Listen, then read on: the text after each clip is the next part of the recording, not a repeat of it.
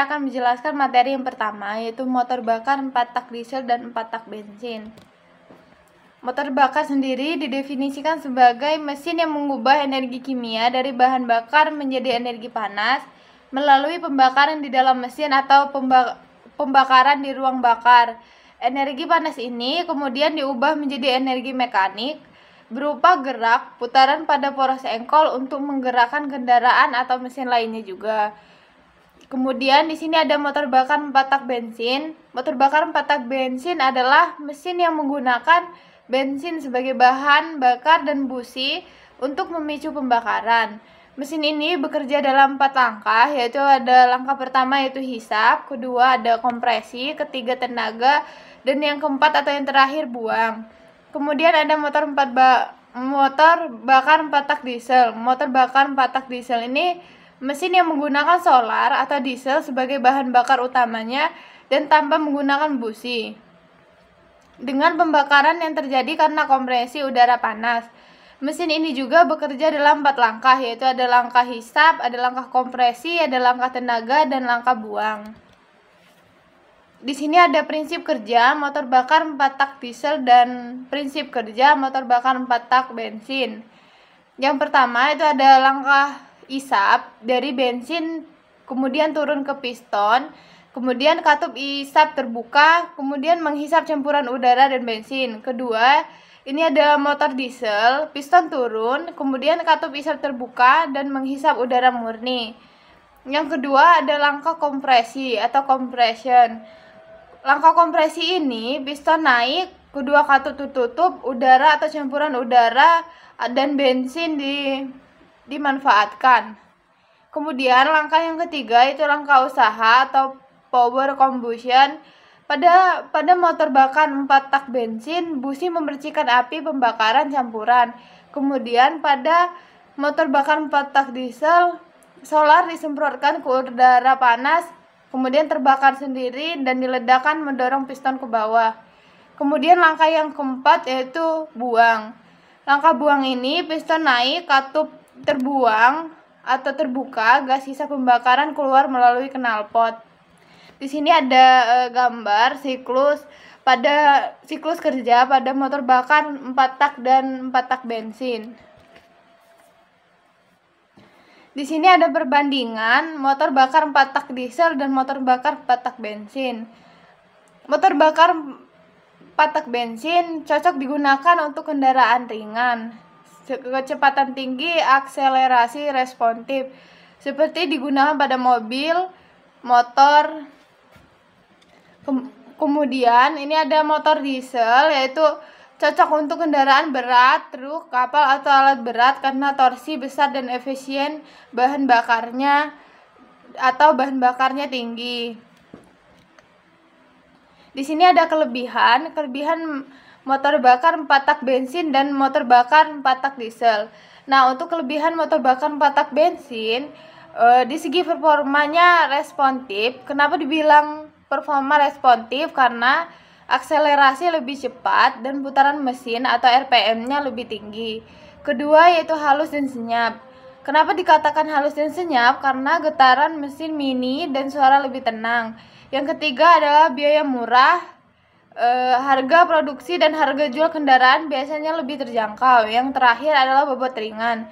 Kenapa dikatakan bobot ringan? Karena komponen mesin lebih ringan, mendukung kelincahan kendaraan.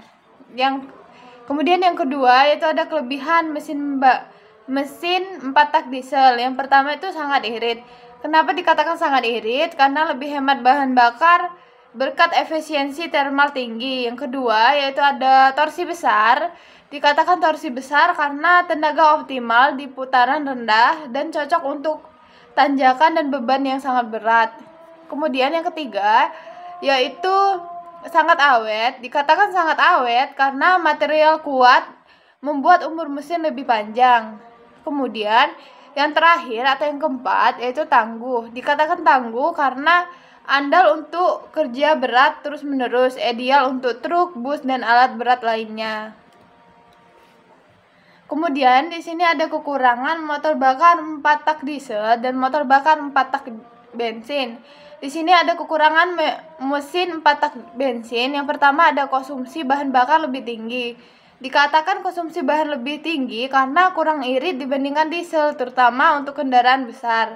Yang kedua, torsi rendah atau di RPM-nya rendah. Kurang bertenaga saat membawa beban berat atau menanjak. Yang ketiga yaitu ada umur mesin cenderung lebih pendek karena material mesin lebih ringan sehingga durabilitas lebih rendah dibanding diesel. Yang keempat atau yang terakhir, tidak ideal untuk beban berat. Kenapa tidak ideal untuk beban berat? Karena kurang tangguh untuk menggunakan terus-menerus dengan muatan berat. Kemudian kekurangan mesin 4 tak diesel. Yang pertama ada harga lebih mahal karena produksi lebih kompleks, komponen kuat dan berat. Yang kedua ada berat dan getaran lebih keras karena mesin lebih berat, getaran dan suara lebih terasa dibandingkan mesin motor bakar 4 tak bensin. Yang ketiga ada RPM lebih rendah. Dikatakan RPM lebih rendah karena akselerasi tidak seresponsif mesin bensin. Yang keempat, biaya perawatan lebih tinggi karena perawatan dan suku cadang biasanya lebih mahal dari motor bakar 4 tak bensin. Di sini ada contoh soal. Soal yang pertama yaitu sebuah mobil bermesin bensin 4 tak memiliki kapasitas silinder 1500 cc. Jika mobil ini beroperasi pada putaran mesin 300 rpm, kita disuruh menghitung jumlah langkah isap, langkah kompresi, langkah bakar dan buangnya yang menjadi pada satu siklus silinder selama 1 menit. Cara menghitungnya adalah mesin 4 tak, setiap silindernya menyelesaikan 4 langkah kerja dalam 2 putaran mesin. Putaran mesin sama dengan putaran mesinnya tadi 3000 rpm.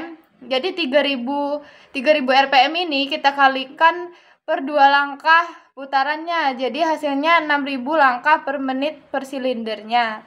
Kemudian ada contoh soal yang kedua yaitu motor bakar 4 tak diesel.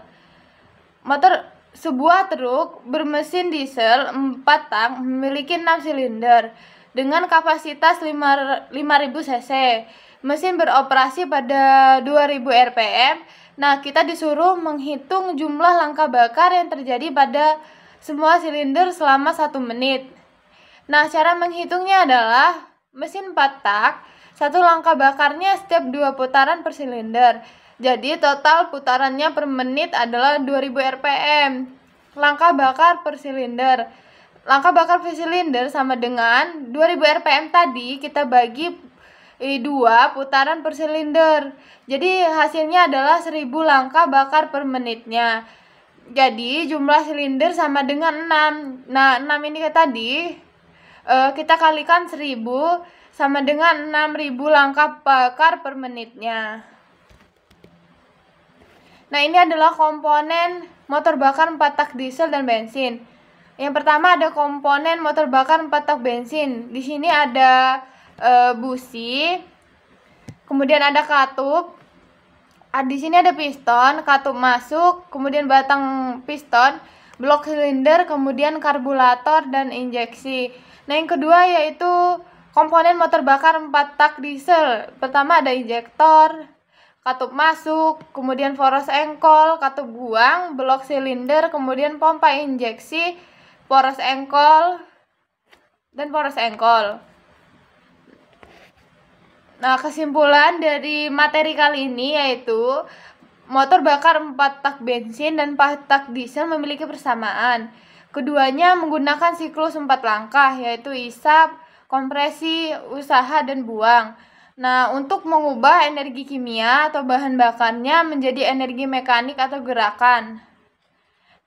Motor bakar 4 tak diesel dan 4 tak bensin ini memiliki perbedaan mendasar berdasarkan metode pengapiannya.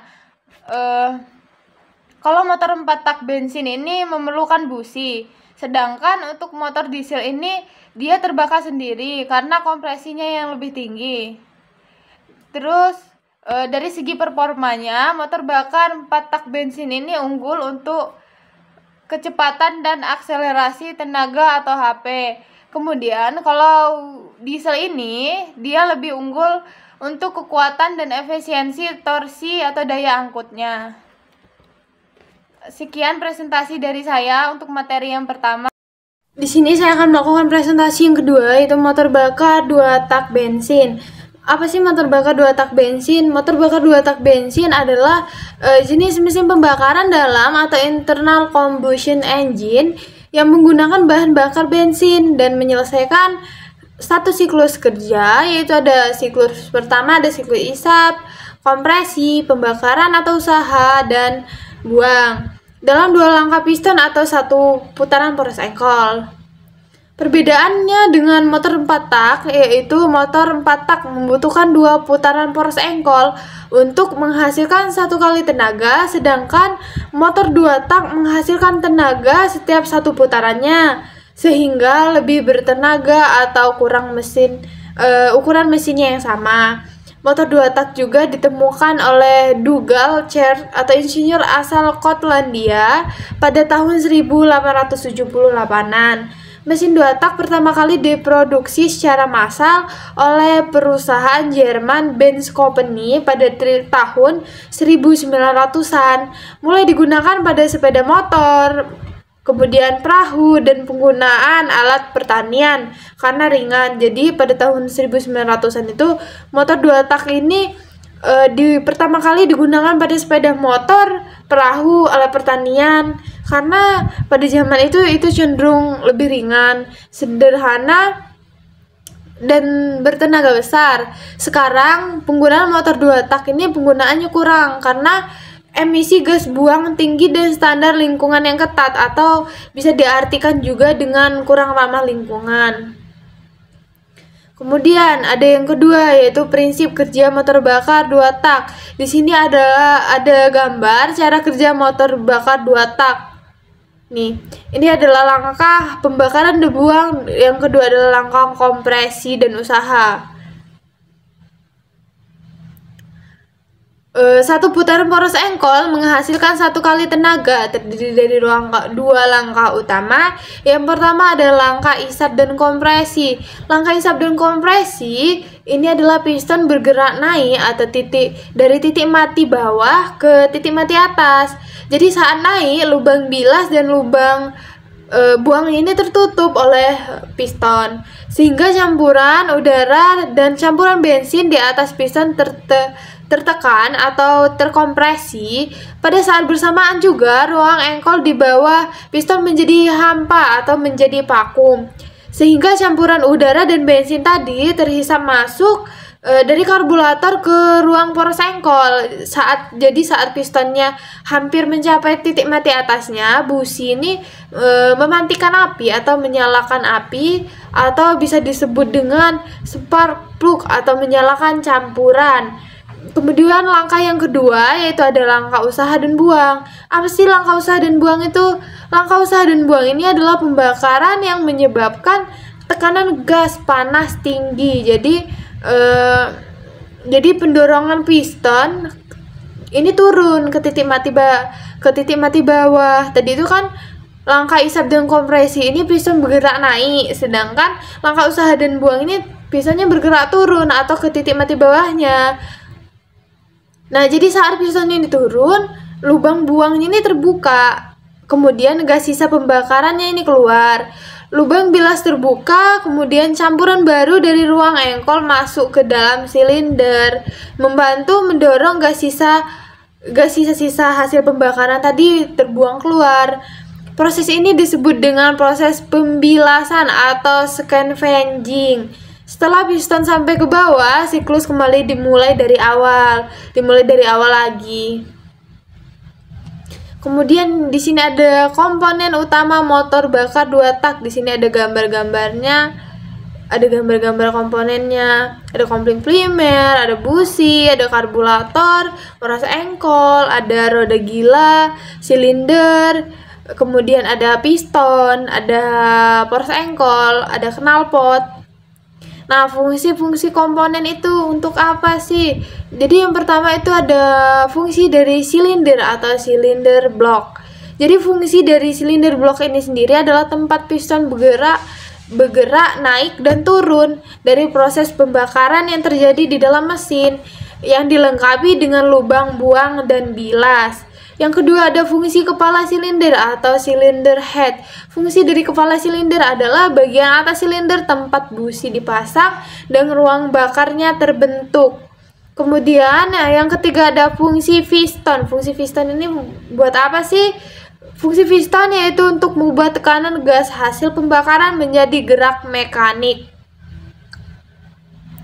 Yang keempat ada ring piston. Fungsi dari ring piston sendiri yaitu menjaga tekanan pembakaran tidak bocor atau mengurangi gesekan dan melumasi dinding silinder. Kemudian fungsi yang kelima yaitu ada poros engkol atau crankshaft atau mengubah gerak naik dan gerak turun piston menjadi gerak putar. Yang fungsi yang keenam yaitu ada batang piston atau connecting rod. Batang piston ini berfungsi untuk menghubungkan piston ke poros engkol. Yang ketujuh yaitu fungsi ruang engkol atau crankcase. Fungsi ruang engkol atau crankcase ini yaitu berfungsi ganda. Kenapa disebut berfungsi ganda? Karena ruang engkol ini menjadi tempat poros engkol berputar dan ruang isap dan kompresi awal untuk campuran bahan bakar. Yang ke-8 ada fungsi karburator. Fungsi karburator ini yaitu mencampur bensin dan udara dalam perbandingan tertentu atau kita bisa menyebutnya dengan stoikiometri. Nah, yang ke-9 itu ada fungsi busi atau spark plug. Fungsi busi itu adalah menyalakan campuran udara bensin. Jadi fungsi busi sendiri yaitu menyalakan campuran udara dan bensin atau memantikan api. Yang ke-10 yaitu port atau lubang-lubang. Port ini memiliki 3, yaitu ada inlet port. Inlet port atau lubang isap ini adalah dari karburator berfungsi yaitu dari karburator ke ruang engkol.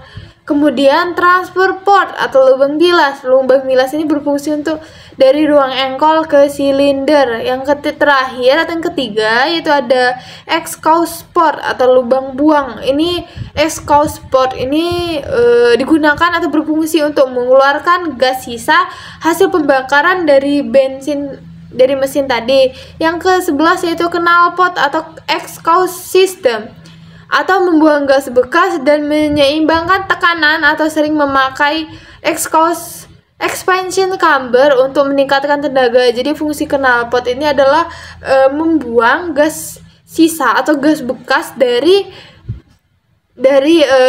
pembakaran dalam mesin tadi biasanya dalam bentuk asap.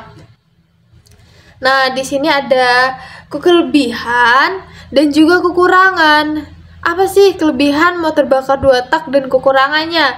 Di sini kita akan membahas kelebihan motor bakar 2 tak. Di sini memiliki 5 kelebihan.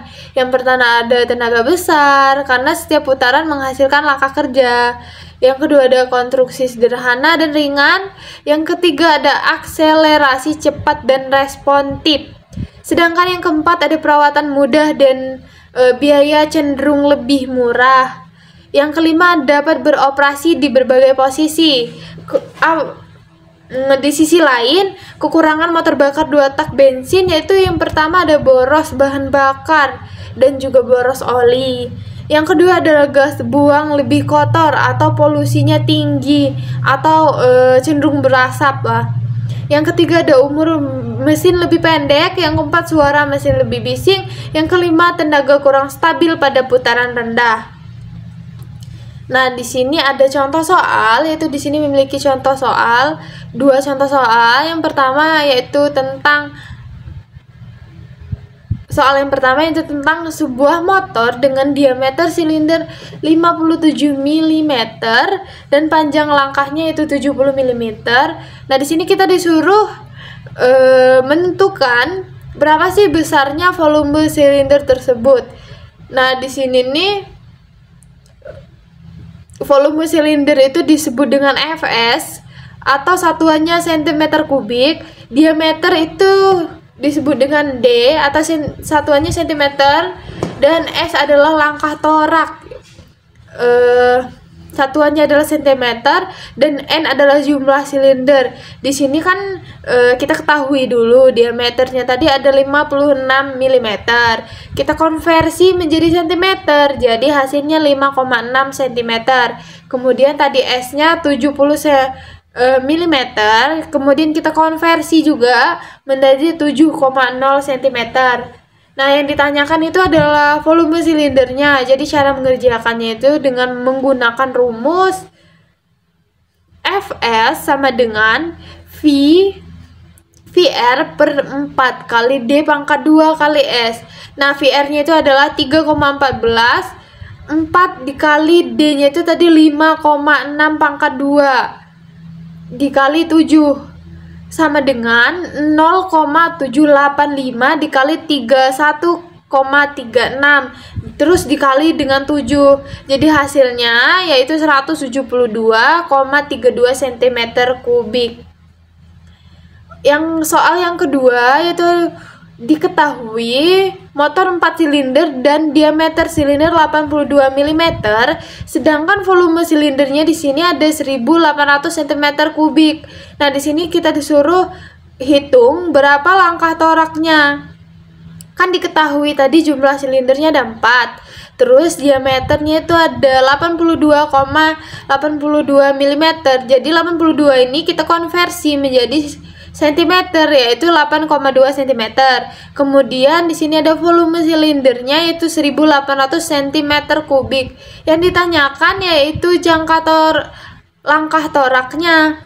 Jadi di sini kita menggunakan rumus sama seperti rumus soal pertama tadi, yaitu Fs atau volume silinder sama dengan VR per 4 dikali diameter pangkat 2 diameter kubik dikali S kali N. Jadi sama dengan VR per 4 kali diameter D pangkat 2 kali S kali N sama dengan volume silindernya. Jadi S sama dengan, karena kita di sini disuruh mencari langkah toraknya, jadi kita menggunakan rumus S sama dengan volume silinder dibagi dengan VR per 4 dikali diameter pangkat 2 dikali jumlah silindernya. S sama dengan, atau langkah toraknya ialah 1800 ini dibagi 0,785 dikali 67,24 dikali 4. Nah, di sini juga ada contoh motor bakar 2 tak. Contohnya itu ada skuter, ada motor trail, dan motor besar lainnya. Nah, dari kesimpulan dari motor bakar 2 tak ini ialah motor bakar 2 tak bensin adalah mesin pembakaran dalam yang menyelesaikan satu siklus kerja hanya dalam 2 langkah piston atau satu putaran poros engkol. Langkah pertama yaitu menggabungkan proses isap dan proses kompresi. Sedangkan langkah yang kedua menggabungkan usaha dan buang.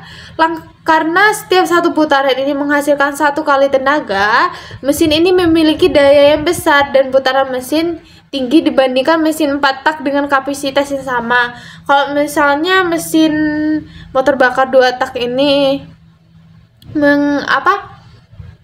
1 kali putarannya menghasilkan 1 kali tenaga, jadi tenaganya cenderung lebih besar dibandingkan motor bakar 2 tak yang 1 kali putaran menghasilkan 2 kali tenaga. Yang kedua ada desainnya. Nah, desain motor 2 tak ini sederhana. Kenapa disebut sederhana? Karena tidak menggunakan katup seperti pada motor 4 tak. Melainkan motor 2 tak ini menggunakan saluran masuk atau intake port, kemudian saluran buang exhaust port, dan saluran bilas atau transfer port. Struktur ini membuat mesin lebih ringan, mudah dirawat, dan biaya produksinya cenderung lebih murah. Kemudian yang terakhir yaitu mesin 2 tak ini juga memiliki kelemahan. Apa sih kelemahan itu? Yaitu pertama boros bahan bakar dan juga boros oli. Mesin bakar motor 2 tak ini menghasilkan asap dan polusi tinggi, serta umur komponen lebih pendek karena pelumasan yang terjadi di dalam mesin ini kurang efisien, berbeda dengan motor 4 tak yang lebih efisien. Jadi secara keseluruhannya motor bakar 2 tak ini cocok untuk digunakan pada kendaraan atau alat-alat yang membutuhkan tenaga besar dan bobotnya juga ringan. Jadi motor bakar 2 tak ini biasanya cocok digunakan pada kendaraan yang besar, seperti misalnya kayak motor trail, mesin gergaji, kapal kecil, dan mesin portabel. Tetapi mesin motor bakar 2 tak ini kurang cocok digunakan pada kendaraan modern yang menuntut efisiensi dan ramah lingkungan. Jadi kalau kita ingin menggunakan motor yang lebih efisiensi dan juga ramah lingkungan, yaitu kita menggunakan motor bakar 4 tak. Sekian presentasi saya dari materi yang kedua, yaitu motor bakar 2 tak. Terima kasih. Di sini saya akan presentasi materi yang ketiga, yaitu penyaluran bahan bakar metode bensin injeksi, bensin karburator, diesel atau solar, sistem common rail atau diesel bus pump. Yang pertama yaitu klasifikasi sistem bahan bakar. Sistem bahan bakar adalah salah satu sistem vital dalam mesin pembakaran dalam atau internal combustion engine atau IC.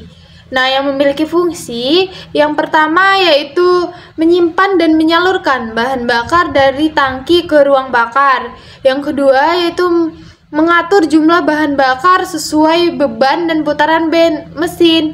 Yang ketiga yaitu membuat campuran bahan bakar atau campuran bahan bakar udara ideal untuk pembakaran yang lebih sempurna. Yang keempat atau yang terakhir yaitu meningkatkan efisiensi bahan bakar dan mengurangi emisi. Selain dari klasifikasinya tadi, kita memiliki mesin bensin atau spark ignition. Dari karburator dia mekanis, kemudian campuran udara bahan bakar secara langsung. Kalau buat injeksi IV, dia ini digunakan pada elektronik kontrol presisi via ECU. Nah, mesin diesel atau compression ignition ini, bus pump, ya ini adalah mekanis pompa injeksi konvensional, sedangkan untuk common rail atau digunakan untuk elektronik injeksi tekanan tinggi dan presisi. Nah, perbedaan utamanya ini adalah yaitu cara penyaluran dan menyemprotkan bahan bakar serta kontrol atau mekanis versus elektronik. Next, sistem bensin karburator. Sistem bensin karburator ini memiliki prinsip kerja yaitu pertama, udara masuk melalui filter udara ke venturi. Yang kedua, tekanan rendah atau vakum atau mati di venturi menarik bensin dari mangkuk pelampung. Yang ketiga, terjadi pencampuran udara bahan bakar. Sedangkan yang terakhir itu campuran masuk ke intake manifold, silinder, dan ruang bakar.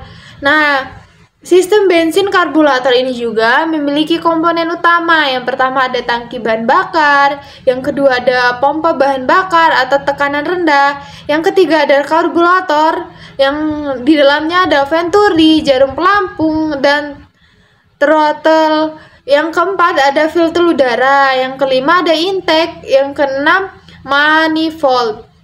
Nah, dia ini sistem mesin karburator ini juga memiliki kelebihan dan juga memiliki kekurangan. Kelebihannya itu sederhana dan mudah perawatannya, dan untuk biaya produksinya cenderung lebih rendah atau cenderung murah. Nah, yang kedua itu untuk kekurangannya, kekurangan dari sistem bensin karburator ini yang pertama efisiensi bahan bakar rendah, yang kedua campuran udara bahan bakar kurang presisi, yang ketiga emisi tinggi, yang keempat kurang cocok untuk standar, yang kelima emisi modern. Nah, ini adalah gambar komponen karburator. Di sini ada campuran saluran udara bahan bakar, cutaway, main air system, pilot air system, air screw, kemudian ada needle valve, float, ada kemudian jet nit atau bisa disebut dengan jarum skep, nit jet atau nozzle, kemudian piston valve atau skep, ada indle screw atau setelan stasioner, kemudian ada pegas, ada turtle kabel atau kabel gas. Nah, selain itu di sini sistem bensin injeksi atau full injection. Di sini dia memiliki prinsip kerja, yaitu bahan bakar disemprotkan langsung oleh injektor ke intake, manifold atau ruang bakar menggunakan tekanan tinggi yang dikontrol oleh ECU. Kemudian ada jenis sistemnya, memiliki dua jenis sistem, yaitu MPVI atau multi point fuel injection. Satu injektor untuk tiap silinder menyemprot di intake manifold. Kedua umum pada mobil bensin dan modern. Yang kedua ada GDI atau gasoline direct injection. Nah, dia ini menyemprotkan langsung ke dalam ruang bakar, kemudian memiliki tekanan yang tinggi dan pembakaran yang lebih efisien. Kemudian dia ini memiliki komponen utama. Apa aja sih komponen utama pada sistem bensin injeksi? Ini yang pertama ada injektor, yang kedua ada pompa bahan bakar atau electric fuel pump, yang ketiga ada fuel line atau filter, yang keempat ada sensor udara atau sensor oksigen atau O2, sensor throttle, kemudian sensor suhu dan map sensor. Kemudian ada ECU atau Engine Control Unit. Nah, di sini ada proses penyalurannya. Yang pertama ada bensin dari tangki, kemudian ke pompa, kemudian ke filter, fuel rail, dan ke injektor. Yang kedua ada ECU, menghitung kebutuhan bahan bakar berdasarkan sensor. Yang ketiga ada injektor, menyemprotkan bensin presisi masuk ke silinder. Yang keempat ada busi, memantikan api atau mengeluarkan api untuk proses pembakaran yang lebih sempurna. Di sini dia memiliki kelebihan dan kekurangan pada sistem bensin injeksi. Apa sih kelebihannya? Yang pertama, efisiensi bahan bakar tinggi atau hemat kurang lebih 5-25%. Yang kedua, emisi gas buang rendah. Yang ketiga, respon akselerasi cepat. Yang keempat, cocok untuk kendaraan modern. Kekurangannya memiliki dua kekurangan, yaitu sistem kompleks dan mahal, butuh alat khusus untuk servis. Nah, di sistem bensin injeksi ini memiliki beberapa contoh kendaraan yang memakainya. Yang pertama ada Honda Vario 160, Toyota Avanza, Honda Jazz, dan Yamaha NMAX. Nah, di sini juga ada skema bensin injeksi. Di sini ada injektor, season TP, idle air screw, turtle body, kemudian ada rumah saringan udara, kemudian ada pompa bahan bakar, sensor CKP, kemudian sensor EOT, kemudian sensor O2 dan injektor. Kemudian di sini ada sistem diesel Bosch pump atau inline distributor pump. Nah, di sini dia memiliki prinsip kerja, yaitu pompa mekanik bertekanan tinggi menyalurkan solar ke setiap injektor sesuai urutan penyalaan mesin atau timing injeksi. Kita biasa menyebutnya dengan timing injeksi. Tekanan udara diatur secara mekanik dengan camshaft pompa. Kemudian dia ini memiliki sistem diesel Bosch pump ini memiliki komponen utama, yaitu ada pompa injeksi Bosch Cam tipe inline atau per silinder atau distributor. Yang kedua ada injektor, menyemprotkan solar ke ruang bakar. Yang ketiga ada filter solar dan penyaringan air atau kotoran. Yang keempat ada tangki solar dan pipa saluran bahan bakar. Sistem diesel Bosch pump ini memiliki proses penyaluran. Yang pertama dari solar ke filter, kemudian ke pompa injeksi. Kedua, pompa menghasilkan tekanan tinggi kurang lebih 250 sampai 600 bar. Yang ketiga ada solar. Nah, solar ini disalurkan ke injektor, kemudian disalurkan lagi dan disemprotkan ke silinder. Keempat, ada pembakaran terjadi akibat kompresi tinggi kurang lebih 20:1.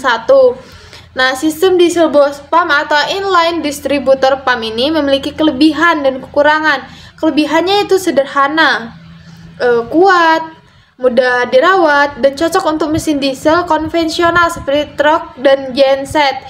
Nah, kekurangannya juga yaitu pembakaran tidak sehalus common rail atau emisi lebih tinggi atau kurang efisien pada kendaraan yang memiliki kecepatan yang tinggi. Nah, contohnya pada kendaraan biasanya yaitu truk Hino, Mitsubishi, Colt Diesel, dan traktor. Nah, di sini ada sistem diesel command rail. Nah, sistem diesel command rail ini memiliki prinsip kerja, yaitu solar ditekan oleh high pressure pump sehingga kurang lebih 1,600 sampai dengan 2500 bar dan disimpan di fuel rail. Kemudian ada ECU mengatur injeksi secara presisi atau tekanan, waktu dan jumlah dan frekuensinya disemprotkan. Kemudian sistem diesel command rail ini memiliki komponen utama. Komponennya itu ada high pressure pump, fuel rail atau penyimpanan tekanan tinggi, ada injektor elektronik atau elektromagnetik atau kita sering menyebutnya dengan piezo, ada sensor tekanan, suhu, posisi scan scope, turtle dan lain-lainnya. Terus sistem diesel command rail ini memiliki proses penyaluran. Yang pertama ada solar dari tangki, kemudian dari tangki itu ke pompa tekanan tinggi. Kedua disimpan dari rail dan dengan tekanan konstan. Ketiga, ECU mengatur timing injeksi per silinder. Keempat, injektor menyemprotkan solar, kemudian dari menyemprotkan solar dia membakar halus dan efisien. Sistem diesel command rail ini memiliki kelebihan dan kekurangan. Kelebihan yang pertama itu adalah efisiensi tinggi dan emisi sangat rendah. Kemudian yang kedua, mesin halus dan getaran kecil. Ketiga atau yang terakhir, dapat multi injeksi atau pre, main, post injection. Nah, dan dia ini memiliki kekurangan. Apa aja sih kekurangannya? Yang pertama ada biaya perawatan tinggi. Yang kedua butuh solar sangat bersih, sensitif terhadap kotoran. Yang ketiga, sistem elektronik kompleks. Nah, contoh pada kendaraan yaitu Toyota Furniture Diesel, ada Isuzu Panther CRDI, dan yang terakhir ada truk modern Euro 4. Nah, di sini juga ada perbandingan penyaluran bahan bakar. Apa aja sih perbandingannya? Sistem tekanan kontrol efisien emisi biaya, contohnya pada kendaraan. Kedua, karburator rendah atau 0,2 sampai 0,4 bar, mekanik rendah, tinggi rendah, sub rapid dan kijang lawas contohnya. Yang ketiga, injeksi bensin MPFI atau GDI sedang, tinggi sampai dengan 3 sampai 100 bar. Nah, dia ini memiliki elektronik tinggi rendah, contohnya pada Avanza dan NMAX. Kemudian yang keempat ada diesel boost pump. Dia ini memiliki tinggi 250 sampai 600 bar. Mekaniknya ini sedang. Kemudian cold diesel. Yang terakhir adalah diesel command rail, sangat tinggi. Dia ini memiliki 1600 sampai 2500 bar. Elektronik tinggi, rendah, tinggi, furniture dan triton contohnya pada kendaraan. Skema alur bahan bakar. Di sini kita memiliki skema alur bahan bakar, diagram alur disarankan ditambah. Nah, di sini nih ada memiliki skema alurnya. Yang pertama ada karburator, tangki, kemudian ke filter, kemudian ke karburator, intake dan silinder. Kedua, injeksi bensin. Ini dari tangki ke pompa, ke filter, injektor dan silinder. Ketiga, itu diesel boost pump. Ini dari tangki, kemudian dia turun ke filter, kemudian turun ke pompa, kemudian turun ke injektor dan ke silinder. Keempat itu command rail atau dari tangki, high pressure pump, kemudian ke rail dan injektor, kemudian ke silinder. Nah, di sini ada faktor penting dan pemeliharaannya. Faktor penting itu apa aja sih? Yang pertama ada tekanan bahan bakar. Nah, tekanan bahan bakar ini mempengaruhi otomasi semprotan. Yang kedua ada kebersihan bahan bakar atau kotoran ke injektor rusak. Yang ketiga ada sensor dan kontrol elektronik menentukan efisiensi dan emisi. Yang terakhir adalah suhu dan beban mesin. Nah, ini nih mempengaruhi jumlah injeksinya. Kemudian ada pemeliharaan. Ini ada 5, yaitu ganti filter bahan bakar setiap 10.000 sampai 15.000 km. Kemudian gunakan bahan bakar sesuai spesifikasi oktan atau cetan atau cetan. Yang ketiga ada hindari tangki kosong atau mencegah pompa overhead. Yang keempat, bersihkan injektor jika semprotan tidak merata. Jadi kalau misalnya semprotannya ini tidak merata, kita harus membersihkan injektornya secara berkala. Yang terakhir adalah cek tekanan pompa dan sistem sensor secara berkala. Kemudian di sini ada contoh soal. Contoh soalnya itu udara mengalir melalui venturi karburator dengan kecepatan 20 meter per sekon di bagian leher venturi yang menyempit. Nah, tekanan udara sebelum masuk venturi yaitu 1 atmosfer, yaitu atau sekitar 101,325 Pascal, dan massa jenis udaranya itu adalah 1,2 kg meter per kubik. Nah, di sini kita disuruh menghitung penurunan tekanan atau delta P di bagian leher venturinya. Nah, cara menyelesaikannya atau cara penyelesaiannya itu dengan kita gunakan persamaan Bernoulli sederhana, yaitu dengan menggunakan rumus delta P sama dengan 1/2 P per V pangkat 2. Jadi untuk keterangan P ini rho atau massa jenis udara sama dengan 1,2 kg meter per kubik. V ini adalah kecepatan udara di venturinya sama dengan 20 meter per sekon. Jadi delta P sama dengan 1/2, ini 1/2, kemudian massa jenis 1,2 ini dikalikan 20 meter per sekon pangkat 2 atau kecepatan udaranya. Kemudian delta P sama dengan 0,6 dikali 400 sama dengan 240 PA atau Pascal. Nah, di sini ada soal yang kedua, yaitu sebuah mesin 4 langkah berkapasitas 200 cc bekerja pada 4000 rpm dengan efisiensi volumetrik 85%. Kemudian jika perbandingan udara dan bahan bakar atau disebut dengan AFR ini sama dengan 14,7:1, nah kita disuruh menghitung debit udara yang masuk dari mesin atau dalam satuannya itu meter kubik per sekon. Nah, cara menyelesaikannya, langkah pertama yang kita lakukan adalah kita hitung langkah hisap per detiknya ini berapa. Jadi langkah hisap sama dengan 400, karena dia bekerja pada 400 rpm tadi, jadi 400 per 2 kali 60 detik sama dengan 33,3 kali per detik. Langkah yang kedua yang kita lakukan yaitu volume udara yang masuk per detiknya. Jadi kita harus menghitung volume udara, berapa volume udara yang masuk per detik. Jadi kita menggunakan Q udara sama dengan F kali N kali langkah hisap. Q udara ini sama dengan 200.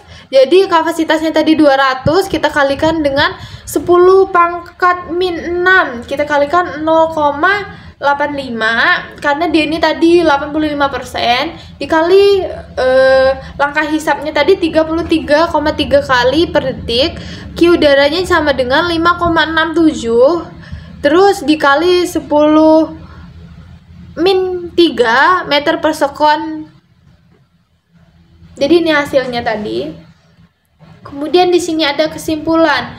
Kesimpulannya itu adalah sistem penyaluran bahan bakar menentukan performa, efisiensi, dan emisi mesin. Kedua, karburator sederhana dan murah, tapi boros dan polusi tinggi. Yang ketiga, injeksi bensin presisi, efisien, dan ramah lingkungan. Keempat, diesel bus pump kuat namun kurang efisien. Yang kelima, common rail, teknologi modern, efisien, dan emisi terbaik. Yang keenam, pemilihan sistem tergantung pada jenis mesin. Jadi pemilihan sistem yang dilakukan ini tergantung pada jenis mesin dan kebutuhan daya yang ingin kita pakai dan biaya perawatan yang ingin kita lakukan nantinya. Ketujuh adalah tren masa depan, hybrid dan elektronik vehicle ini mengurangi ketergantungan bahan bakar fosil. Sekian presentasi materi saya yang ketiga. Terima kasih.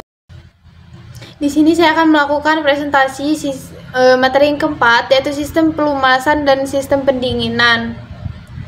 Apa sih sistem pelumasan dan pendinginan itu? Sistem mesin pembakaran dalam atau internal combustion engine bekerja dengan cara membakar campuran bahan bakar udara di ruang bakar. Kemudian proses pembakaran ini menghasilkan energi yang panas sangat tinggi dan gerakan mekanis pada komponen mesin seperti piston, crankshaft, dan camshaft dan katup. Selama mesin beroperasi, gesekan antara komponen logam yang bergerak cepat ini akan menimbulkan pertama yaitu panas berlebihan, kemudian keausan atau bisa disebut dengan wear, kemudian penurunan efisiensi dan potensi kerusakan permanen.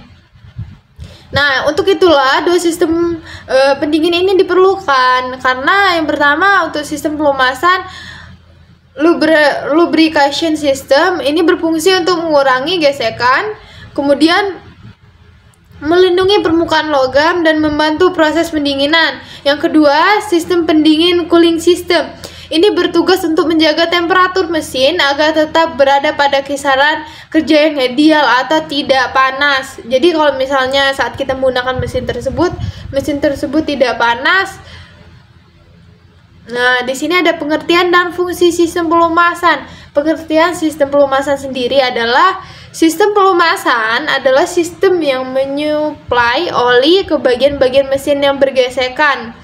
Jadi sistem pelumasan ini adalah sistem yang menyuplai oli ke bagian-bagian yang bergesekan di dalam yang terdapat pada mesin. Fungsi toma oli adalah membentuk lapisan tipis antara dua permukaan logam sehingga gesekan dan keausan berkurang. Nah, jadi kalau misalnya nggak ada pelumasan, mesin ini akan panas berlebihan atau bisa disebut dengan overheat atau haus, dan bisa macet total atau seizure atau bisa disebut dengan mati total. Kemudian sistem pelumasan ini memiliki fungsi secara detail. Pertama, mengurangi gesekan antar komponen logam. Yang kedua, yaitu ada pendinginan komponen mesin dengan membawa panas ke bak oli. Yang ketiga, ada membersihkan kotoran, kemudian membersihkan karbon, membersihkan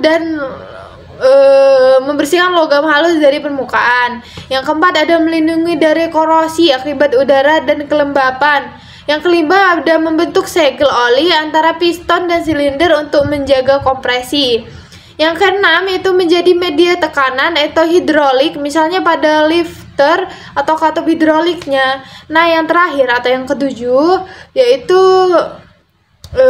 mengurangi kebisingan mesin dengan melumasi bagian-bagian yang bergesekan. Jadi kalau misalnya bagian mesin-mesin yang bergesekan itu kan ada suaranya, dia mengurangi kebisingan yang terjadi pada bagian-bagian mesin yang bergesekan. Kemudian di sini ada jenis-jenis sistem pelumasan. Di sini ada 5 jenis. Yang pertama ada sistem percik atau splice system. Nih, splice system adalah cara kerjanya yaitu dengan oli ini dipercikan oleh sendok kecil di batang penggerak. Jadi umum pada mesin kecil dan sepeda motor lama. Kemudian kelebihannya sederhana, murah, kemudian kekurangannya tidak cocok untuk mesin berkecepatan yang lebih tinggi. Kemudian kedua adalah sistem tekanan atau pressure system. Nah, pressure system ini menggunakan pompa oli untuk menentukan oli ke seluruh bagian mesin. Nah, umumnya digunakan sistem pressure system ini digunakan pada mobil dan motor modern. Yang ketiga ada sistem campuran atau mixed system. Mixed system adalah kombinasi percik dan tekanan. Jadi, mixing system ini digunakan pada mesin dengan kebutuhan pelumasan kompleks. Yang keempat ada sistem campuran bahan bakar atau premix system. Jadi premix system ini adalah oli dicampurkan langsung dengan bensin, biasanya 2-5%. Banyak digunakan pada motor 2 tak klasik. Kelima ada sistem auto blow. Nah, 2 tak atau bisa disebut dengan 2 tak modern. Nah, oli dan bensin terpisah, kemudian pompa oli otomatis mengatur perbandingan. Kemudian selanjutnya ada komponen sistem pelumasan. Yang pertama ada bak oli atau oli pan, tempat penyimpanan oli di bagian bawah mesin. Kedua ada pompa oli atau sering disebut dengan oli pump juga.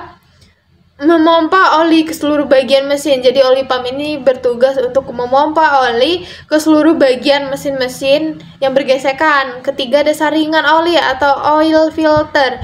Nah, oil filter ini berguna untuk menyaring kotoran, debu, dan partikel serta logam. Yang keempat adalah katup pelepas tekanan atau bisa disebut dengan rev-life valve atau menjaga tekanan oli stabil. Yang kelima adalah saluran oli atau oil gallery atau jalur oli ke pompa mesin. Oil gallery ini adalah jalur dari oli, jadi ini oli kemudian ke komponen mesin-mesin yang lain. Yang keenam ada pendingin oli atau oil cooler. Oil cooler ini adalah menjaga suhu oli tetap ideal. Ketujuh adalah pressure gauge atau sensor, menampilkan tekanan oli ke panel instrumen. Nah, di sini ada gambar komponen sistem pemungutan atau pelumasan. Nah, di sini ada pompa oli, kemudian bak oli, ada saringan oli, kemudian ada pendingin oli atau bisa disebut dengan oil cooler, kemudian pendingin oli atau relief valve, kemudian ada pressure atau sering disebut dengan sensor. Nah, di sini ada cara kerja sistem pelumasan. Cara kerjanya memiliki 4 cara kerja. Yang pertama, oli tersimpan di bak oli atau oil pan. Yang kedua, pompa oli menyedot oli dan mengalirkannya melalui filter oli. Yang ketiga, oli bersih dialirkan melalui saluran oli atau oil gallery tadi. Kemudian salurkan ke bagian-bagian penting seperti camshaft dan dinding silinder, kemudian piston dan ring piston, kemudian katup dan rocker ARM. Nah, yang keempat atau yang terakhir yaitu ada pelumasi atau pelumasan. Oli ini turun kembali ke bak oli dan disirkulasi secara berulang-ulang. Nah, kemudian di sini ada perawatan sistem pelumasan. Perawatannya itu ada yang dilakukan yaitu ada periksa. Kita harus memeriksa level oli setiap 1000 km.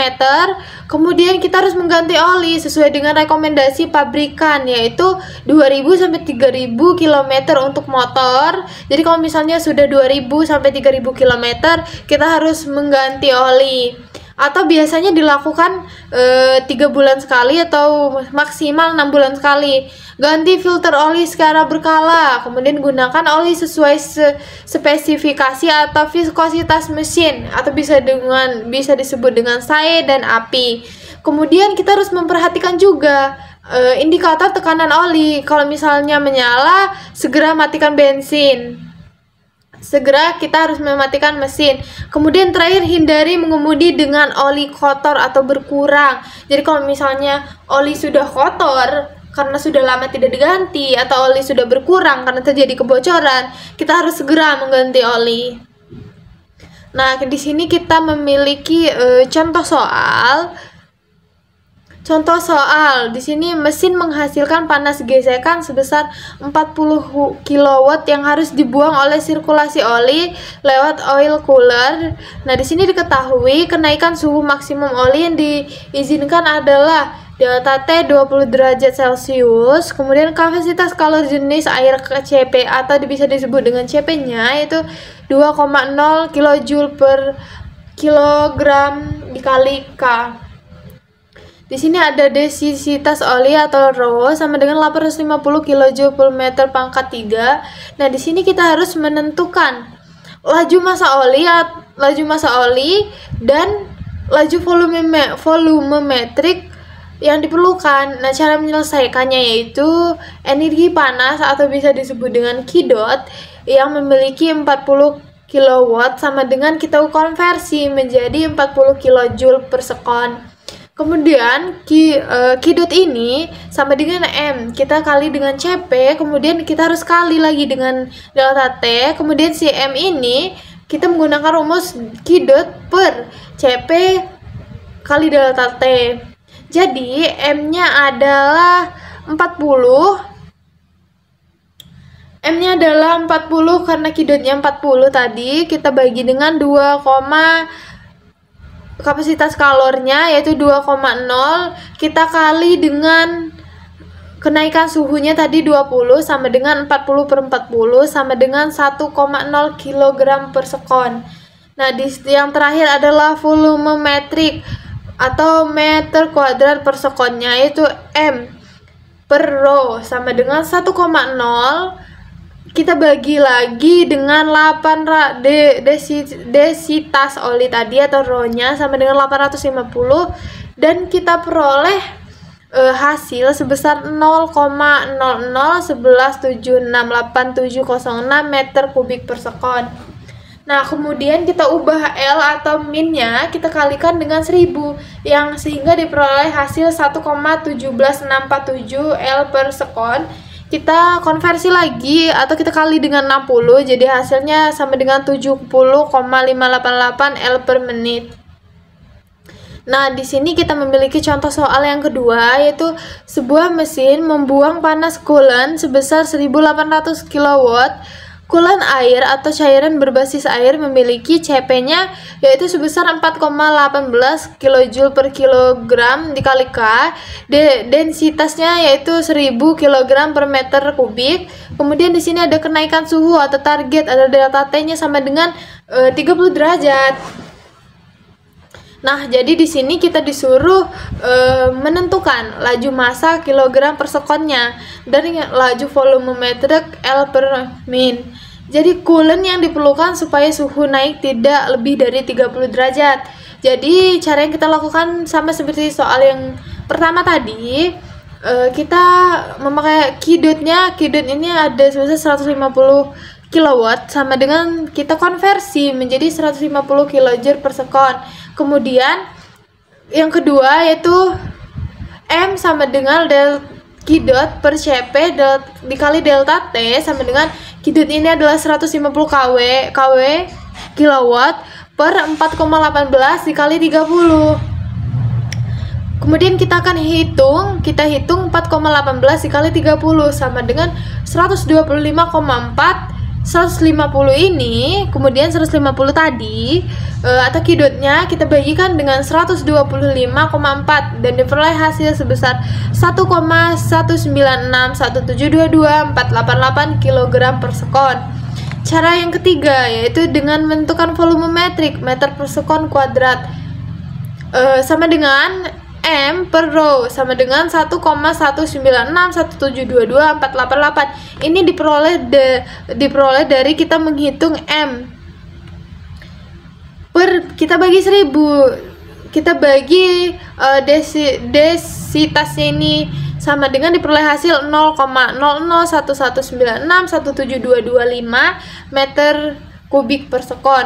Nah, kemudian kita ubah ke L atau minnya 0,001196172225 kita kali 1000 sama dengan 1,196172225 L per S, kita kali lagi dengan 60 jadi 71,77 L per min. Jadi jawabannya yaitu laju massa sama dengan 1,196 kg per sekon. Laju volumemetriknya adalah 71,77 liter per min. Nah, kemudian di sini ada kesimpulannya dari materi ini, yaitu yang pertama, mesin yang sehat membutuhkan pelumasan yang tepat untuk mengurangi gesekan dan mencegah keausan. Jadi kalau misalnya pelumasannya ini tidak tepat, mesin itu akan rusak atau akan mengalami keausan. Kemudian ciri lainnya itu kalau misalnya mesin mengalami keausan mungkin berbunyi karena akibat dari gesekannya. Yang kedua, pendinginan yang baik untuk menjaga suhu mesin stabil.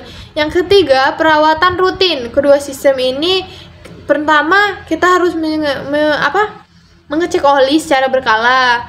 Kemudian kita ganti oli. Kalau misalnya kita tidak mengganti oli secara berkala, motor akan rusak atau mengalami keausan. Kemudian cek radiator atau bersihkan filter. Sangat penting agar mesin tetap awet, efisien, dan aman digunakan. Yang terakhir, tanpa kedua sistem ini, mesin beresiko cepat aus, kemudian panas berlebih, dan bahkan mengalami kerusakan permanen atau injeksi. Sekian presentasi saya dari materi yang dari materi yang keempat ini. Terima kasih. Di sini saya akan melakukan presentasi materi yang kelima, yaitu sistem kelistrikan. Pengertian sistem kelistrikan. Sistem kelistrikan adalah suatu kesatuan komponen yang bekerja untuk menghasilkan dan menyalurkan serta menggunakan energi listrik secara efisien. Sistem ini mencangkup membangkit, transmisi, distribusi, dan beban. Tujuan untuk menyediakan energi listrik yang andal, efisien, kemudian aman bagi penggunanya. Kemudian, komponen sistem saling terhubung melalui rangkaian, konduktor, dan perangkat pengaman. Tanpa sistem yang baik, pasokan listrik bisa terganggu dan membahayakan peralatan. Kemudian di sini ada komponen utama sistem kelistrikan. Di sini ada gambar sistem kelistrikan energi listrik, sumber energi pembangkit listrik. Sumber energi pembangkit listrik itu ada PLTA, PLTS, kemudian PLTB, PLTD, PLTB, PLTB, dan PLTD. Nah, di sini ada trafo atau transformator. Di sini tegangan tinggi dan jaraknya jauh. Kemudian, nah di sini untuk mengalirkan listrik, kabel-kabel untuk mengalirkan listrik. Nah di sini ada oil pine, trafo distribusi jaringan oli atau menyediakan listrik konsumen. Di sini ada sarana transmisi dan motor. Kemudian ada beban listrik, lampu yang kemudian terhubung menjadi alat elektronik, mesin pertanian, dan sebagainya. Sumber energi pembangkit listrik terdiri dari PLTA, pembangkit listrik tenaga air, PLTU, pembangkit listrik tenaga udara, PLTS, kemudian alat PLTB, dan PLTD. Nah, transformator, kemudian trafo untuk menaikkan atau menurunkan tegangan listrik. Saluran transmisi ini berfungsi untuk menyalurkan listrik dari jarak jauh dengan tegangan yang tinggi, sedangkan jaringan distribusi ini menyediakan listrik ke berbagai konsumen. Kemudian beban listrik atau alat pengguna ini, misalnya listrik ini digunakan untuk motor, untuk lampu, alat elektronik, dan mesin pertanian lainnya. Nah, di sini ada prinsip dasar kelistrikan. Yang pertama, arus listrik mengalir karena adanya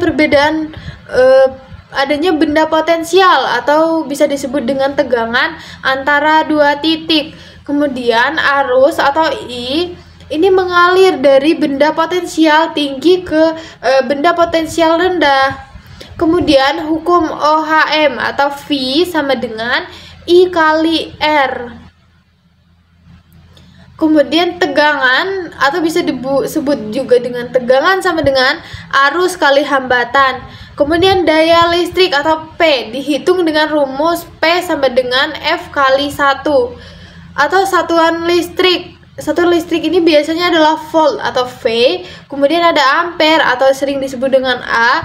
Ada ohm atau kemudian ada watt atau disebut dengan W. Kemudian di sini ada jenis arus listrik. Jenis arus listrik ini ada dua. Yang pertama arus searah atau DC, direction current. Kemudian arus bolak-balik atau AC atau alternating current. Nah, yang pertama kita bahas adalah arus searah atau DC, direction current. Nah, arus DC ini biasanya mengalir satu arah atau dan mengalir stabil. Kemudian contohnya itu misalnya pada baterai, kemudian pada aki, pada panel surya. Nah, yang kedua adalah arus bolak-balik atau biasa kita sebut dengan arus AC. Arus AC ini adalah arus yang berubah secara hidropodik. Nah, biasanya digunakan ada pada perangkat listrik rumah ataupun perangkat listrik industri. Kemudian di sini ada pembangkit listrik, tenaga listrik, dan sistem transmisi. Pembangkit tenaga listrik ini adalah mengubah energi mekanik, kimia, atau surya menjadi energi listrik. Nah, di sini ada jenis-jenis pembangkit listrik. Pertama ada PLTA. PLTA ini adalah memanfaatkan energi air untuk menjadi listrik, atau biasanya seperti kincir angin, kincir air. PLTU menggunakan uap dari pembakaran batu bara untuk menghasilkan listrik. Kemudian yang ketiga ada PLTD, yaitu berbahan bakar diesel. Ini adalah berbahan bakar diesel untuk menghasilkan listrik. Yang keempat adalah PLTS. PLTS sendiri diartikan menggunakan energi matahari atau energi tenaga surya, biasanya kincir angin. Yang kelima ada PLTB. PLTB ini memanfaatkan tenaga angin. Energi primer diubah menjadi energi listrik oleh generator. Kemudian di sini ada sistem transmisi. Sistem transmisi ini adalah menyalurkan listrik dari pembangkit ke pusat beban. Kemudian tegangan tingginya biasanya 150 sampai 500 kF digunakan agar rugi daya kecil. Kemudian menggunakan menara transmisi dan kabel udara. Kemudian dilengkapi dengan gardu induk sebagai titik kontrol tenaga dan proteksi. Dan kemudian ada sistem ini memerlukan pengawasan berkelanjutan agar lebih stabil. Kemudian di sini ada sistem distribusi dan penggunaan atau beban. Sistem distribusi itu yang pertama ada menurunkan tegangan listrik dari transmisi ke tingkat rumah tangga atau industri. Yang kedua ada tegangan menengah 20 kF, tegangan rendah yaitu 220 sampai 380 volt. Kemudian yang ketiga yaitu ada melalui trafo atau melalui distribusi dan jaringan kabel bawah tanah atau suara. Biasanya kabel bawah tanah ini lebih aman karena tidak tercampur tangan manusia. Kemudian harus dirancang agar rugi daya minimal dan aman digunakan. Yang terakhir dilengkapi pengaman seperti MCB, fuse, dan grounding. Kemudian selain dari sistem distribusi tadi, di sini ada sistem penggunaan atau sistem beban. Listrik digunakan untuk penerangan, pemanasan, serta pendinginan dan penggerak mesin. Dalam pertanian, listrik ini digunakan untuk pompa irigasi, kemudian mesin perontok, sistem pendinginan hasil panen, dan rumah kaca otomatis. Biasanya paling banyak itu digunakan untuk rumah kaca otomatis. Yang ketiga itu kualitas daya penting agar alat tidak cepat rusak. Yang terakhir atau yang keempat itu penggunaan arus harus disesuaikan dengan daya yang terpasang dan efisiensi energi. Jadi penggunaan yang kita gunakan harus sesuai dengan daya yang kita pasang. Nah, di sini ada sistem proteksi dan keamanan. Nah, sistem proteksi dan keamanan ini digunakan untuk mencegah, yang pertama, mencegah kerusakan akibat arus berlebih atau overheat, kemudian hubungan singkat atau kebocoran arus. Di sini ada alat proteksi. Alat proteksi yang digunakan ada 4, yaitu ada sekring atau fuse. Biasanya sekring ini digunakan ketika digunakan untuk mematikan dan menghidupkan listrik. Kemudian MCB, miniatur circuit breaker. Kemudian yang ketiga ada LCB atau RCD, ini digunakan deteksi arus bocor ke tanah. Kemudian 4 ada grounding, mengalihkan arus bocor ke bumi. Nah, penerapan proteksi ini memastikan untuk keselamatan pengguna dan peralatan. Kemudian di sini ada sistem kelistrikan dalam bidang pertanian. Sistem kelistrikan dalam bidang pertanian ini memiliki 5. Yang pertama digunakan untuk otomatisasi irigasi, kontrol suhu, dan kelembaban rumah kaca. Jadi biasanya kalau misalnya pada rumah kaca ini mati listrik, biasanya itu digunakan kipas angin atau penyiraman secara berkala agar tanaman tidak mati. Kedua, sensor dan akuator memerlukan sumber listrik yang stabil. Yang ketiga, energi listrik dapat berasal dari panel surya pertanian atau bisa disebut dengan PLTS off-grid. Yang keempat, meningkatkan efisiensi tenaga kerja dan produktivitas tanaman. Yang kelima, pengelolaan sistem listrik harus memperhatikan keamanan biaya operasional. Jadi kita harus dalam pengelolaan sistem listrik kita harus memperhatikan keamanan kita dan biaya operasional yang akan kita keluarkan nantinya. Kemudian di sini ada contoh soal. Nah, jadi contoh soalnya adalah sebuah beban resistif dihubungkan pada tegangan 220 volt dan resistansi 44 ohm. Nah, jadi kita disuruh menghitung arus yang mengalir dan daya yang diserap pada beban tersebut. Nah, cara menyelesaikannya yaitu I sama dengan V per R sama dengan 220 volt atau tegangannya 220 volt, kita bagi dengan resistensinya yaitu 44 ohm yang diperoleh hasilnya dengan 5,0 ampere. Kemudian untuk menghitung daya yang diserapnya kita menggunakan rumus P. Semua P sama dengan V kali I sama dengan 220 atau tegangannya kita kalikan dengan 5,0 ampere dan diperoleh hasil 1,100 watt. Nah, untuk contoh soal yang kedua. Nah, dua resistor 6 ohm dan 3 ohm terhubung pada paralel ke sumber 200 volt. Nah, jadi kita disuruh menghitung resistensi ekuivalen dan arus pada 3 cabang, kemudian arus total dan daya total yang diserap. Cara menyelesaikannya atau mengerjakannya yaitu pertama konduktansi total 1 dibagi resistor 6 ohm, kita tambah 1 per 3 ohm sama dengan 0,1667. Kita tambahkan dengan 0,3333 sama dengan 0,5 sekon.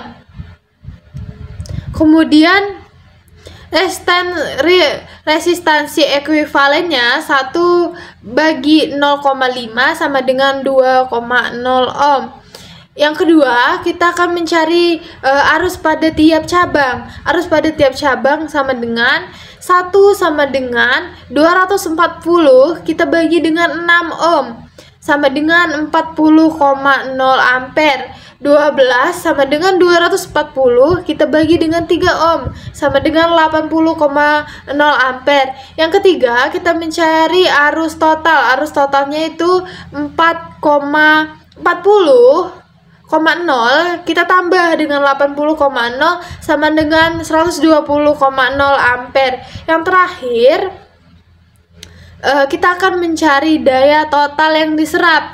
Yang pertama ada V kali daya total yang diserap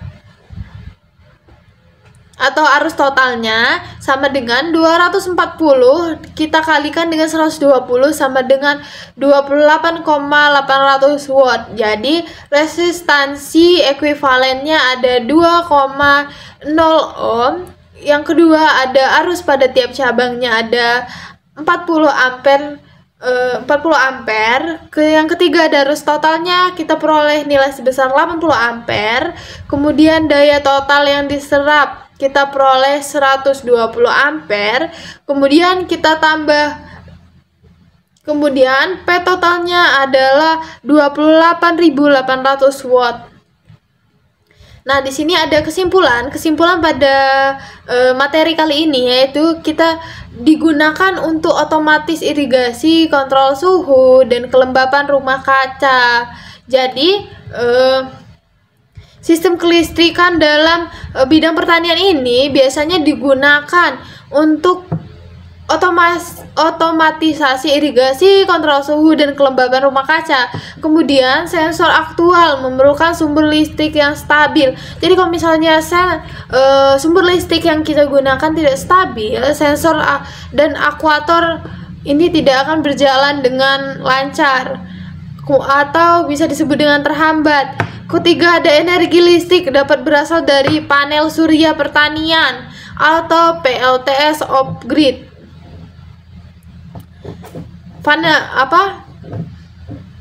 Kemudian meningkatkan efisiensi tenaga kerja dan produktivitas pada tanaman. Yang terakhir ada pengelolaan sistem listrik, harus memperhatikan keamanan dan biaya operasional. Jadi kita harus perhatikan kita dalam mengelola sistem kelistrikan, kita harus memperhatikan keamanan kita dan biaya operasional apa yang akan kita gunakan ke depannya. Sekian dari materi kali ini, saya ucapkan terima kasih. Di sini saya akan mempresentasikan materi yang terakhir, yaitu sistem transmisi manual dan matic. Apa itu sistem transmisi? Sistem transmisi dapat diartikan sebagai sistem yang menyalurkan dan mengatur tenaga dari mesin ke roda penggerak agar kendaraan tersebut bisa berjalan dengan kecepatan dan tenaga yang sesuai dengan kebutuhannya. Fungsi utama dari sistem transmisi itu memiliki 4 fungsi. Yang pertama ada mengatur rasio putaran mesin dan roda. Yang kedua ada menghasilkan torsi sesuai kebutuhan. Yang ketiga yaitu ada memungkinkan kendaraan mundur atau reverse. Yang keempat memungkinkan mesin hidup tanpa memutar roda atau netral.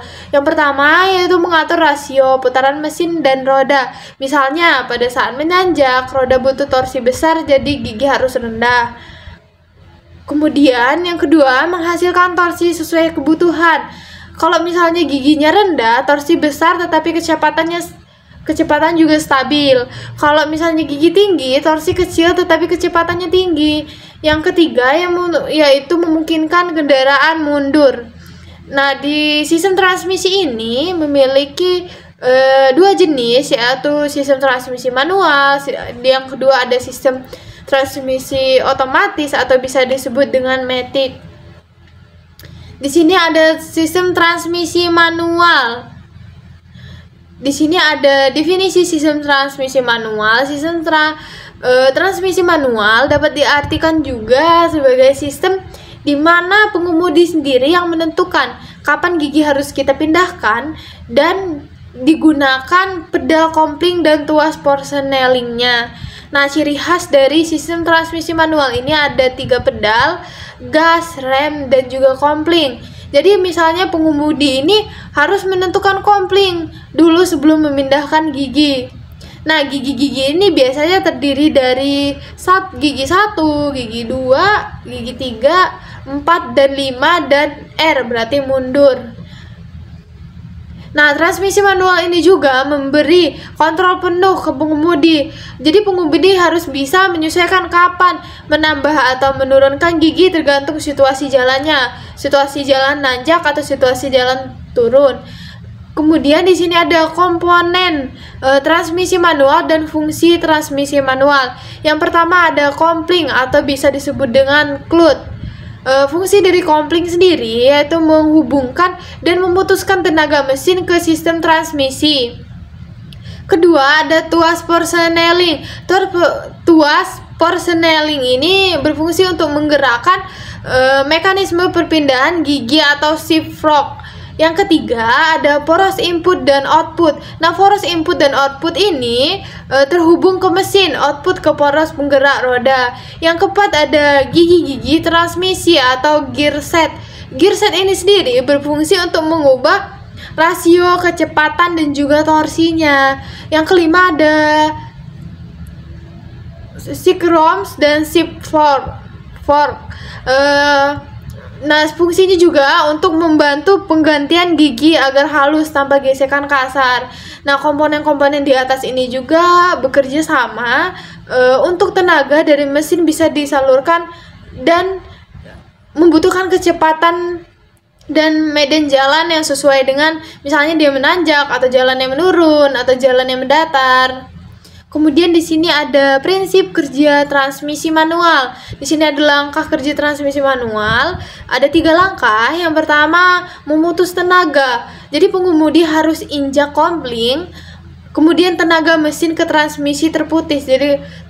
Jadi kalau misalnya si pengemudi ini menginjak kopling, sistem tenaga dari transmisi ini akan otomatis terputus. Yang kedua, mesin rasio gigi. Jadi mesin rasio gigi ini tuas porsenelingnya kita gerakkan, kemudian shift forknya menggerak Sikromsnya juga, kemudian giginya terpilih, mau gigi 1, mau gigi 2, gigi 3, 4 ataupun 5. Kemudian yang ketiga yang menghubungkan tenaga. Kompling dilepas perlahan sambil kita tekan. Jadi kompling ini harus kita lepas perlahan sambil kita tekan. Jadi tidak boleh dilepas sekaligus. Kemudian tenaga kembali disalurkan ke roda.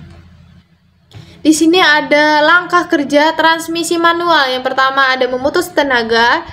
Nah, jadi untuk memutuskan tenaga, si pengemudi ini harus menginjak kompling. Kalau si pengemudi menginjak kompling, otomatis tenaga akan terputus. Kemudian memilih rasio gigi. Dan yang ketiga, menghentikan tenaga. Jadi kalau misalnya kompling ini kita lepas perlahan, otomatis si tenaga ini akan berhenti. Kemudian di sini ada transmisi otomatis atau matic. Transmisi otomatis didefinisikan sebagai transmisi yang digunakan untuk memindahkan gigi tanpa perlu mengemudikan atau menginjak kompling. Jadi si pengemudi ini berbeda dengan transmisi manual tadi. Si pengemudi harus menginjak kompling, sedangkan transmisi otomatis ini si pengemudi tidak perlu menginjak kompling lagi, dan dia ini jalan otomatis, akan jalan otomatis. Semua perpindahan diatur secara otomatis oleh sistem hidrolik dan elektroniknya. Nah, ciri khas dari transmisi otomatis ini yaitu hanya ada 2 pedal, gas dan rem. Yaitu kalau misalnya kita berbeda dengan transmisi manual tadi, kita harus menginjak komplingnya dulu baru bisa berjalan. Sedangkan transmisi otomatis ini kita tidak perlu menginjak kompling untuk berjalan, kita hanya perlu mengegas dan juga mengeremnya. Jadi tuas transmisi memiliki posisi park, reverse, neutral, dan drive dan low. Nah, di sini ada jenis-jenis transmisi otomatis. Yang pertama ada konvensional atau bisa disebut dengan AT. Konvensional ini menggunakan torque converter, planetary, dan gear. Kedua ada CVT atau continuously variable transmission, menggunakan sabuk dan puli yang bisa mengubah diameter terus-menerus dan menghasilkan perpindahan gigi tanpa hentakan. Kemudian ada komponen utama dari transmisi otomatis. Komponen yang pertama yaitu konverter. Konverter ini mengganti fungsi kompling. Jadi konverter ini menyalurkan tenaga mesin ke transmisi melalui cairan oli. Yang kedua ada planetary atau gear set. Nah, gear set ini mengatur rasio gigi secara otomatis. Yang ketiga ada valve body atau sistem hidrolik. Sistem hidrolik ini mengatur tekanan oli untuk menggerakkan clutch park dan brake band. Yang keempat ada transmisi control module atau TCM atau ISU, mengontrol perpindahan gigi berdasarkan data sensor kecepatan dan gas. Yang kelima ada clutch park dan brake band. Ini untuk mengunci gigi tertentu agar perpindahan gigi terjadi secara otomatis. Nah, di sini ada komponen utama transmisi otomatis. Di sini ada konverter. Konverter ini digunakan untuk mengganti fungsi dari kompling. Nah, di sini menyalurkan tenaga mesin ke transmisi melalui cairan oli. Kemudian di sini ada planetary gear set, mengatur rasio gigi secara otomatis. Kemudian di sini ada valve body atau sistem hidrolik, mengatur traksasi atau mengatur dari oli untuk kita gerakan ke clutch pad. Nah, yang ini ada transmisi kontrol. Nah, di sini transmisi kontrol ini digunakan untuk perpindahan gigi yang disebabkan data sensor kekecilan. Kemudian ada clutch pad dan brake. Nah, di sini ada prinsip kerja transmisi otomatis atau konvensional dan perbandingan manual versus otomatis. Langkah-langkahnya ada transfer tenaga yang pertama, kedua ada pemilihan gigi otomatis, yang ketiga ada penguncian rasio gigi.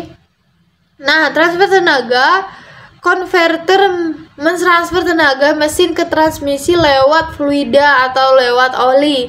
Yang kedua ada pemilihan gigi otomatis, jadi sensor membaca kecepatan dan posisi pedal gas. Kemudian datanya akan dikirimkan ke TCM atau ISU.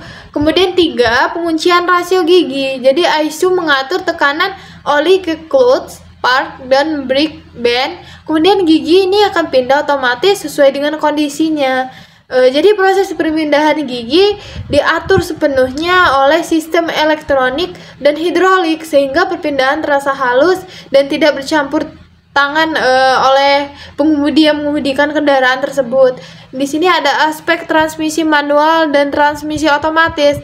Kontrol pengemudi penuh atau manual shifting atau otomatis diatur sistem. Konsumsi BBM lebih irit, sedikit boros. Kemudian kenyamanan kurang nyaman, di macet sangat nyaman. Kemudian ada peralatan murah. Kemudian pada sistem transmisi otomatis ini peralatannya mahal dan kompleks. Kemudian kinerja lebih responsif, halus tapi kurang sporty. Nah, untuk manual ini cocok untuk pengemudi yang suka kendali penuh. Sementara transmisi otomatis ini cocok untuk kondisi jalan macet atau pengemudi pemula atau pengemudi yang kurang paham atau ingin cara simpelnya saja. Di sini ada kelebihan dan kekurangan transmisi manual dan transmisi otomatis. Transmisi manual kelebihannya itu kontrol penuh terhadap kendaraan. Jadi transmisi manual ini kenapa dikatakan kontrol penuh terhadap kendaraan? Karena dia ini yang mengendalikan kendaraan, yaitu harus mengganti pergantian gigi, kemudian mengganti dengan kontrol kopling, kontrol rem. Kemudian lebih hemat bahan bakar, setelah itu biaya perawatan lebih rendah, sementara kekurangannya itu adalah capek di kondisi macet, karena pada kondisi macet kan dia otomatis harus sibuk mencet kopling agar motor tidak mati. Kemudian butuh keterampilan lebih, tidak cocok untuk pemula. Jadi untuk pemula-pemula yang ingin belajar motor, lebih simpelnya lagi bisa memakai transmisi otomatis. Nah, transmisi otomatis juga memiliki kelebihan. Pertama, nyaman dan praktis. Kedua, perpindahan gigi halus tanpa hentakan. Sementara transmisi otomatis juga memiliki kekurangan. Yang pertama adalah lebih boros BBM, terutama tipe lama, biaya perawatan tinggi, dan sensasi pengemudi kurang sporty. Nah, di sini ada contoh soalnya. Contoh soalnya adalah sebuah mobil dengan transmisi manual memiliki perbandingan gigi 1 sama dengan 3,8 banding 1. Jadi perbandingan gigi diferensialnya sama dengan 4,1 banding 1. Putaran mesin sama dengan 3000 rpm dan diameter ban 0,6 meter. Nah, jadi kita disuruh menghitung kecepatan kendaraan pada gigi 1. Cara menghitung kendaraan pada gigi 1 ialah pertama, dengan hitung putaran poros roda atau output transmisi, N roda sama dengan N mesin, I kali I gigi kali I gigi diferensial, N roda sama dengan 300 per 3,8 kali 4,1 sama dengan 3000 per 15,58 sama dengan 1,192,5 rpm. Kemudian kita akan menghitung keliling ban. Keliling ban menggunakan rumus K sama dengan VR kali diameternya. 3,14 ini kita kalikan dengan 0,6 sama dengan 1,884 meter. Kemudian kita akan menghitung kecepatan kendaraan. Cara menghitung kecepatan kendaraan ini dengan menggunakan rumus V sama dengan N roda kali K kali 60 kita bagikan dengan 1000. V sama dengan 192,5 kita kalikan dengan 1,884, kita kalikan lagi dengan 0,06 sama dengan 2174 km per jamnya. Soal yang kedua yaitu sebuah mobil memiliki transmisi otomatis dengan rasio gigi 1 sebesar 3,2:1 dan final drive atau 4,4:1. Nah, jika mesin ini berputar pada 250 rpm dan diameter ban 0,65 meter. Nah, kita disuruh menghitung kecepatan mobil tersebut. Cara menghitung kecepatan mobil tersebut adalah dengan N roda sama dengan 2500 kita bagikan dengan 3,2 kita kalikan dengan 4. Jadi hasilnya 2500 ini dibagi dengan 12,8 sama dengan 195,3 rpm. K-nya sama dengan VR kali 0,65 sama dengan 2,042 meter. V sama dengan 195 ini 3 kita kalikan dengan 2,042 kita kali 0,206 sama dengan 23,9 km per jamnya. Jadi kesimpulan pada slide terakhir ini ialah sistem transmisi baik manual maupun matic atau bisa disebut dengan otomatis memiliki fungsi yang sama, yaitu menyalurkan tenaga dari mesin ke roda penggerak serta mengatur rasio putaran dan torsi sesuai kebutuhan pengendara. Transmisi manual memberikan kendali penuh pada pengemudi dalam perpindahan gigi sehingga cocok untuk mereka yang menginginkan efisiensi bahan bakar yang lebih baik lagi, tenaga lebih sporty dan biaya perawatan lebih murah. Jadi kalau misalnya transmisi matic kebalikannya lagi, yaitu di sisi lain menawarkan kenyamanan dan kemudahan bagi pengendara, terutama pada lalu lintas padat karena perpindahan gigi dilakukan otomatis oleh sistem tanpa perlu menginjak kopling. Biasanya sistem transmisi matic ini hanya menggunakan gas dan rem saja dan memiliki sistem yang lebih simpel dibandingkan transmisi manual. Sekian presentasi saya ucapkan terima kasih.